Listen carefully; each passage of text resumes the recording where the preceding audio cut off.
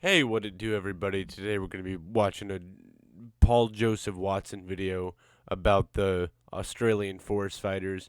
It's going to be a hoot and a half. I can't wait. I'm excited. Let's get right into it. The Australian bushfires are horrendous. At least 18 people dead, thousands of homes destroyed, millions of hectares of land torched, 500 million animals burned alive. Look at this satellite image of the country. It's absolutely terrifying. And all because of climate change, right? Make no mistake, the tragedy unfolding in Australia is climate change based. Wrong. For weeks, we've been bombarded with this relentless, sustained narrative that man-made global warming caused and exacerbated this disaster. This is the kind of emergency that scientists say is made much more likely and more damaging by climate change. Climate change. Climate change. Climate change. Climate change. And it's all total bullshit. Guess what the primary cause of these fires was? People deliberately starting the fires. Australian authorities are now working on the premise that, quote, arson is to blame for much of the devastation caused this bushfire season.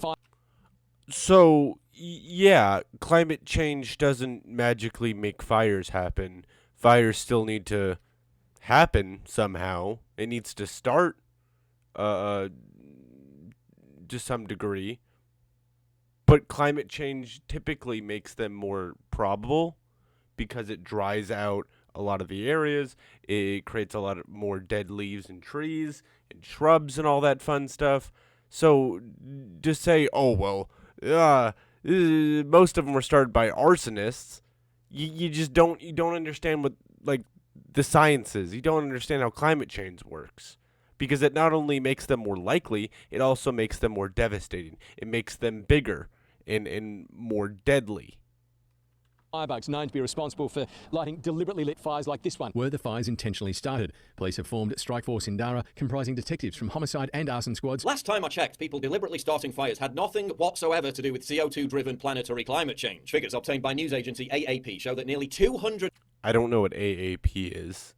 people across the country have already been arrested or investigated by police for deliberately starting the fires. Nearly 200 people identified as having started these fires, and probably hundreds more who've not been identified. Oh my God, this is just pure stupidity. I mean, Paul, it's okay if you don't understand how climate change works. That's fine. Maybe you open up a Google tab and read some articles. It's really not that hard. Queensland police concluded that 103 of the fires had been deliberately lit, with 98 people, 67 of them juveniles, having been identified as the culprits. According to Dr. Paul Reed, co-director of the National Centre for Research in Bushfire and Arson, around 85% of bushfires are caused by humans either deliberately or accidentally starting them. About 85% are related to human activity, 13% confirmed arson, and 37% suspected arson, he said. The remainder are usually due to reckless firelighting or even just children playing with fire. The disaster has also been made worse by the timing. It's the school holidays in Australia, and many of the firebugs are teen.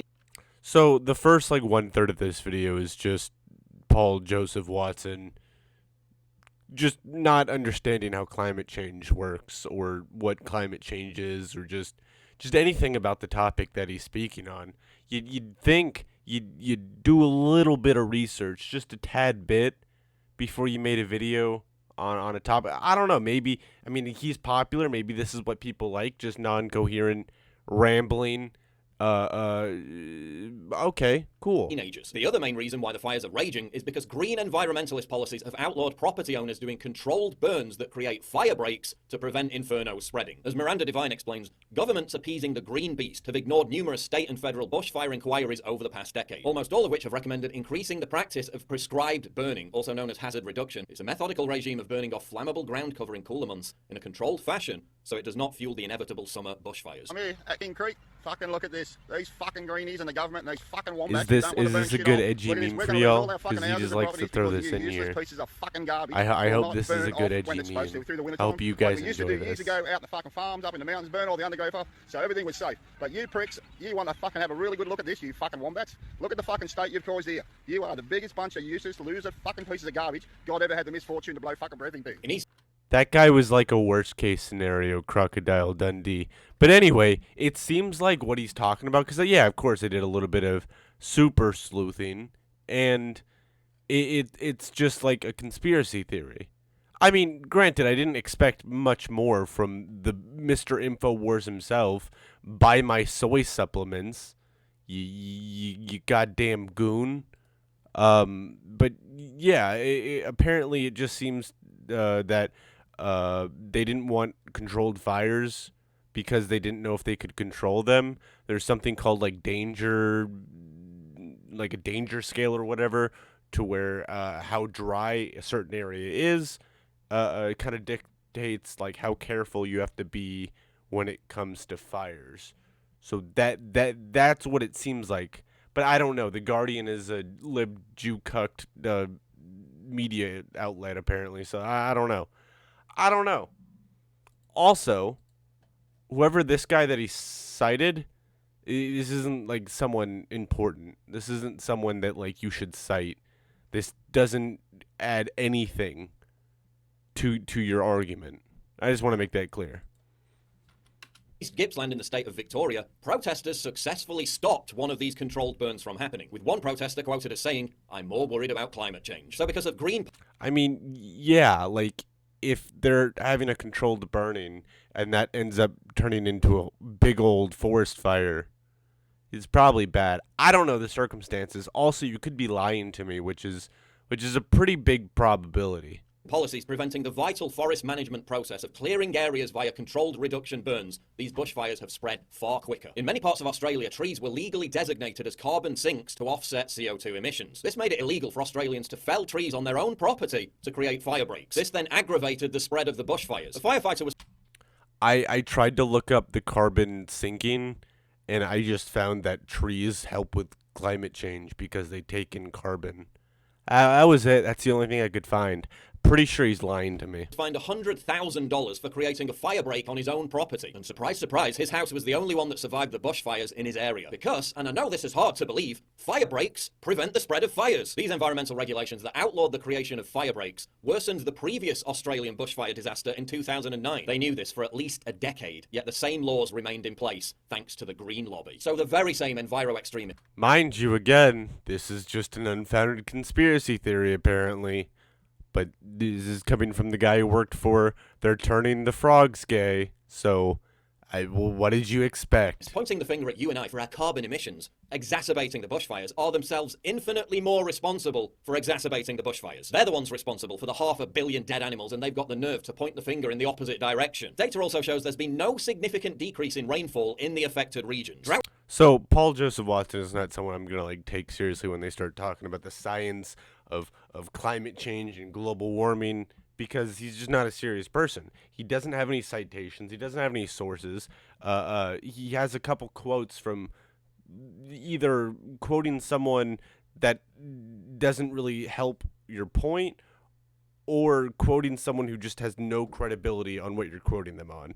So this is just nonsense to me. I don't take this seriously. Droughts in the affected Paul Joseph Watson is not a serious person. regions were caused by natural weather phenomenon, the Indian Ocean dipole, not by man-made climate change. Temperatures haven't been significantly higher either. In fact, during the years 1899 to 1901, average December mean maximum temperatures were well above 38 degrees. As James Delingpole writes, to be clear, there is zero evidence of any change in climatic conditions that might have increased the likelihood or severity of these bushfires. This is not, repeat, not a man-made climate change story, and anyone who claims otherwise is either a gullible idiot or a lying charlatan. Of course, yes. The great James. Who is James Delingpole?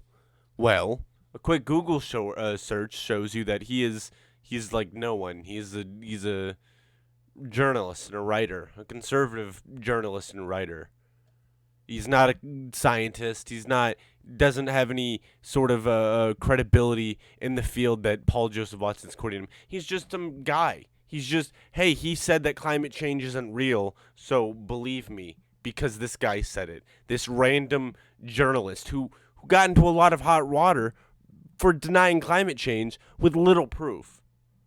This isn't real. Do you not really expect your fans to like Google the people that you're citing to ensure that they're credible, that they're not just going to be like, oh yeah, he's quoting someone, they're probably a smart person, they probably know what they're talking about? Because it seems like James doesn't know what he's talking about, but you're quoting him anyway.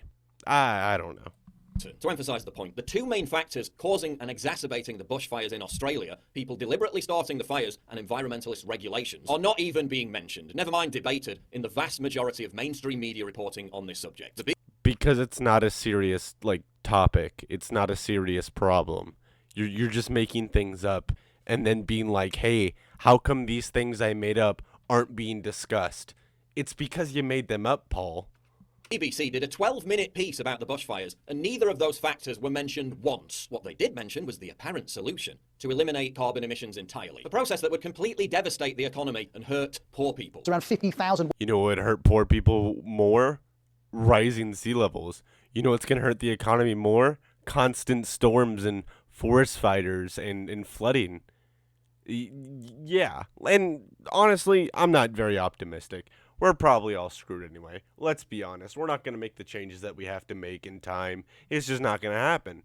But to say that we shouldn't because it's going to destroy our economy, one, we can transition our economy without completely destroying it. It's happened before, and I'm sure we can do it again.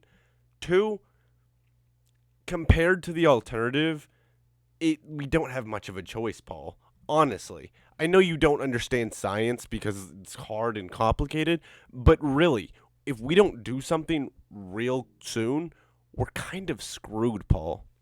Workers in Australia are connected to the fossil fuel industry, and we know that around 60% of Australia's electricity comes from coal-fired power stations. Great, let's put thousands of working class people out of work. Let's make fuel prices completely unaffordable for those on low or no incomes. Let's alienate and anger another generation of resentful rural inhabitants. So let's just do some quick math really quick.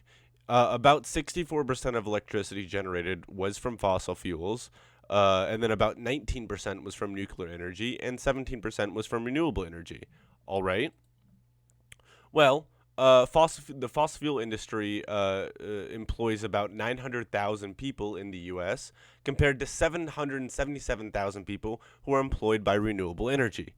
Well, fossil fuel has a little bit more, but the percentage-wise, this is the whole thing, Paul. I don't know if you don't understand this, but the idea is to replace a lot of these fossil fuel jobs with higher-paying, better sustainable jobs in renewable energy.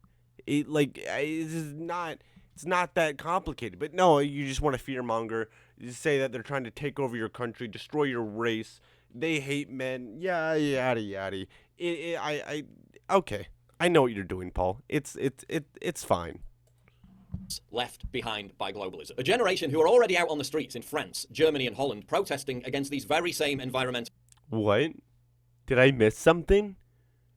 Are the yellow vest protest because the yellow vest protest? It just doesn't sound right. Are they out there protesting in France because of the Green New Deal or because of the Paris Climate Accord or whatever? No, Paul, they're not. That's one of the dumbest things that I've ever heard, and I just spent like the last 12 hours watching Caitlin Bennett videos. So I don't know how, but you managed to top her. Congratulations, Paul. Regulations, simply to make middle-class virtue signalers feel better about themselves as they spew hysterical debunked nonsense about climate change, while they lobby for green policies that actually make bushfires worse. Great idea. And listen, I know it's very easy to be emotionally manipulated by images of burned koalas and dead baby kangaroos, lulled into believing that if you just give your masters more power to tax, more power to regulate, more power to control, that they can make it all go away. But they can't make human stupidity and the sheer awesome force of Mother Nature ever go away. And they're lying to you. When are we going to stop listening to these people? They've been caught lying time and time again, whether it be the experts who told us at the end of the... So are false predictions in science lying? So when we thought the earth was flat, were we lying? No, we weren't. And this is the thing about science, is ideally you don't just distrust science because it's been wrong before, because that's an extremely anti-intellectual take. You kind of try to trust the science and try to understand it to the best of your ability, and you move forward realizing that, yeah, what you know today could be proved wrong, but you also trust the process to some degree. Like, to be like, oh, well, they're lying to us. Like, climate change is this big meme is an extremely scary, it's like the doublespeak. It's like the fake news. It's terrifying. The 70s that a new ice age was coming. Paul Ehrlich's prediction that hundreds of millions of people would die of starvation due to crop failure by the 1980s. Or the 2000s. I'm pretty sure that last one had nothing to do with climate change. He just threw that in because that was a wrong prediction. What? 2004 prediction that major European cities would be underwater and that Britain would be plunged into a Siberian climate by 2020. Or Al Gore's doomsday warning that the Arctic would have ice-free summers by 2013. None of it happened. And yet now a certain teenage climate activist who is beyond question is spewing the exact same BS. How dare you? Why does Greta Thunberg trigger like these reactionary people so much? I don't get it. Greta Thunberg's okay. She's all right. you know, she's cool with me. But I don't know what this like weird obsession with Greta Thunberg is. Is it because she's succeeding? Is it because she's successfully guilting the older generation into doing something about it and not just letting the earth rot for the next generation? Maybe that's what she's doing, and that's good. But I don't know. Whose message is amplified by the likes of Leonardo DiCaprio, a dude who takes private jets to pick up environmental awards and hangs out on 400-foot gas-guzzling yachts owned by Middle Eastern oil billionaires. So this is a weird, triggering tirade you're going on here, Paul. But does personal responsibility matter or not? Personally, I don't think it does. We need to look at like the collective. We need to look at big corporations that are doing a lot of the pollution rather than just the individuals. Even if it's just rich individuals, they're not contributing alone to a lot of the climate change. It's also changing how we build our society, how our society is structured. Because if we're going to move away from fossil fuels, yeah, we're going to have to change our not only our economy but just our society in general a whole lot. And it's going to be a massive change, but it'll be a lot easier of a transition compared to what's going to come if we don't do anything. But like I said, I don't know what this triggering tirade where you list off some people who are rich or something. It's this anti-elitist thing that these right-wing reactionaries like to do. Someone whose message is amplified by Prince Harry and Meghan Markle, a couple who took 4 private jet trips in the space of just 11 days, mainly so they could party at Elton John's mansion. Someone whose message is amplified by Arnold Schwarzenegger, a dude who has a garage full of muscle cars and tanks. No, that is like the least you could criticize him for. Arnold Schwarzenegger, I can't speak, but he has been involved in just so many controversies. To criticize him for his big cars, that's a really weird criticism. I guess it's valid, though. I don't know. Oh, thanks. I'm going to stop listening to those people, and I'm going Why were you listening to Arnold Schwarzenegger in the first place? That's a really weird person to listen to. to realize that climate change policies aren't meant to control the climate. They're meant to control you. Epic Zoomer outro.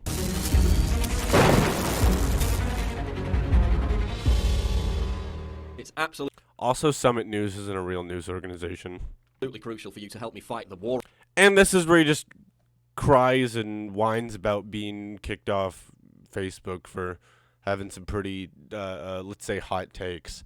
Anyway, this has been fun. I enjoyed myself. I hope you enjoyed watching. Till next time, guys. Peace.